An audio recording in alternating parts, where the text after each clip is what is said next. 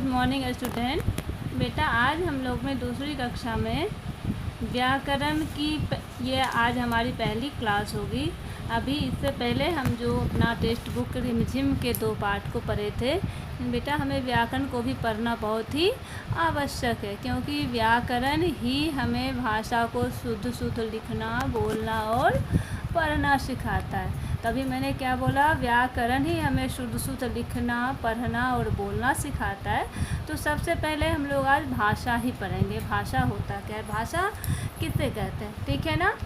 तो भाषा होता है जब हम अपने मन की बात किसी को बोलते हैं और दूसरे के मन की बात को सुनते हैं, यानी अपने मन की बात बोलना और दूसरे की मन की बात को सुनने का जो साधन होता है वही क्या कहलाता है, भाषा। ठीक है, ये भाषा हमारे 2 तरह से होते हैं। जब अपने मन की बात किसी को हम बताते हैं ना, तो वो 2 प्रकार से हो सकते हैं। एक तो मौखिक, दूसरा लिखित। मौखिक का अर्थ होता है अपने मन की बात को बोल कर कहना, जिससे हमने बोला और किसी ने सुना। और लिखित में क्या होता है, अपने मन की बात को लिख कर बताना। जैसे कक्षा में अध्यापिका पढ़ा रही है, कहाँ बोर्ड पे लिख के पढ़ा रही है, तो क्या होता है हमारा लिखना, क्योंकि मैं लिख रही हूँ और आप लोग साथ साथ पढ़ रहे हो। अध्यापिका लिख रही है और बच्चे पढ़ रहे हैं, तो वह क्या होता है हमारी भाषा का लिखित रूप। इसी तरह से मौखिक। मौखिक में क्या होता है, जब आप कोई भी बातें बिना लिखे, मैं केवल बोले जा रही हूँ, या अपने मम्मी से आप बात कर रहे हो, तो वहाँ पर क्या होता है मौखिक रूप। ठीक है ना। जैसे एक उदाहरण स्वरूप कि बच्चा अपनी मम्मी से बात कर रहा है, तो वहाँ पर बोलना और सुनना 2 क्रिया साथ साथ हो रही है, तो यह भाषा का क्या है, मौखिक रूप। इसी तरह से लिखित रूप होता है। जैसे कभी कभार बच्चे क्या कर रहे हैं, आपस में टीचर पढ़ा रही होती है, उसमें बच्चे डिस्टर्ब करने के लिए या अपनी बात बोलकर नहीं किसी अपने फ्रेंड्स को बता पाते हैं, तो क्या करते हैं आप लोग, कोई बात लिख के दूसरे बच्चे को पास कर देते हो। तो आपको अपने मन की बात करना, ये भाषा का लिखित रूप होता है। ठीक है ना। वो क्या होता है, भाषा का लिखित रूप, जिसमें आपके फ्रेंड जो लिख के देते हैं उसको पढ़ते हैं, तो उसके अंतर्गत क्या आता है, लिखना और पढ़ना, वह भाषा का लिखित रूप हो जाता है। इसी तरह से जब आपसे अध्यापिका ने कोई प्रश्न पूछा, या अपने घर में या अपने मम्मी से, पापा से, दादाजी से या अपने फ्रेंड से कोई बात बोलते हो, तो वो क्या होता है, बोलते हो और वो सुनते हैं, तो वो क्या कहलाता है, मौखिक रूप। समझ में, हमारी भाषा के पाठ में इतना ही है, अपने मन की बात दूसरे को सुनाना और दूसरे की मन की बात सुनना, वह क्या कहलाता है, भाषा।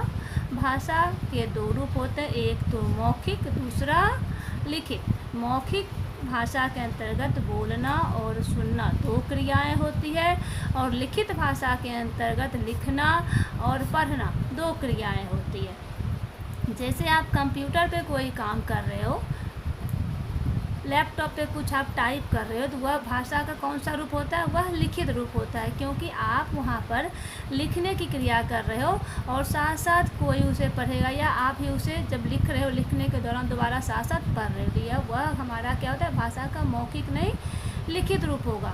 ठीक है ना।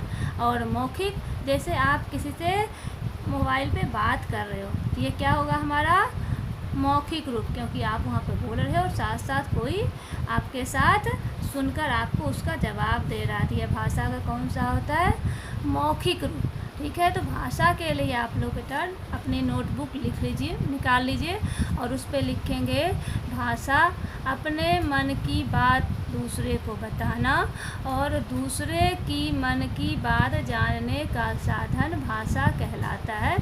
भाषा के 2 रूप होते हैं, मौखिक और लिखित। ठीक है, मौखिक भाषा के अंतर्गत 2 क्रियाएं होती है, बोलकर और सुनकर, यानी बोलना और सुनना। और लिखित भाषा के अंतर्गत 2 क्रियाएं होती हैं, लिखना और पढ़ना। ठीक है, जैसे आप न्यूज़पेपर पढ़ रहे हो, तो वह भाषा का कौन सा रूप होता है, लिखित रूप। ठीक है, न्यूज़पेपर पढ़ना भाषा का लिखित रूप होता है। तो अभी जो मैं यहाँ लिख के बता रही हूँ आपको, इस तरह का ये डायग्राम चार्ट आप अपनी कॉपी में पहले बनाएंगे। ठीक है, जिससे आप समझ पाएंगे। उसके बाद कल मैं आपको असाइनमेंट के तौर पे कुछ प्रश्न लिख के भेजूंगी, जिसको आप साथ साथ व्याकरण के रूप में लिखेंगे। वहाँ में भाषा की ये जो है किसे कहते हैं वो भी लिख के भेजूंगी। मौखिक भाषा किसे कहते हैं, जब हम अपने मन की बात किसी को बोलकर सुनाते हैं तो उसे मौखिक भाषा कहते हैं। लिखित किसे कहते हैं, जब अपने मन की बात लिखकर सुनाते हैं तो उसे हम लिखित कहते हैं। ये डायग्राम आप लोग लिख लेंगे। और साथ साथ मैं आपको जो पहले भी तो एक आपको वीडियो भेज चुकी हूँ, उसको आप दोबारा देखोगे।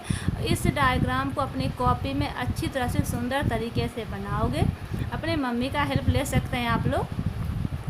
और जो मैं असाइनमेंट दूंगी उसको आप कॉपी में लिख के हमें आंसर सहित वो मैं फ़ोटो क्लिक करके कल 10 बजे से 1 बजे के बीच में आप हमें दिखाओगे। ठीक है ना। थैंक यू बच्चे।